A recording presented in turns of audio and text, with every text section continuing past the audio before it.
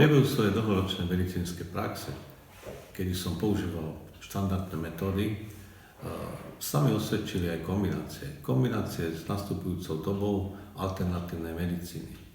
Z alternatívnej medicíny vždy môžeme čerpať, pokiaľ vieme správne kombinovať jej postupy s postupy klasickej medicíny.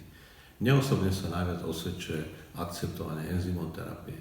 V ostatnej dobe užívame najčastejšie enzym serapeptáza, ktorého možnosti sú známe, ale my sme tu na to, aby sme objavili aj nové.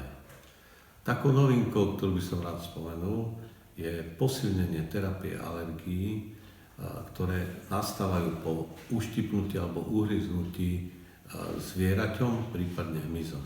Otrava takého typu vyvoláva alergickú reakciu, ktorú samozrejme môžeme zmieniť klasickým postupom, ale keďže ju chceme posilniť, našli sme nový prostriedok a tým je serapeptáza. Spomeniem prípad poštípania plošticami, ktoré dermatológovia síce riešili, ale museli používať ťažké lieky, ktoré nerobili pacientovi dobre na žalúdok a mali aj vedľajšie príznaky.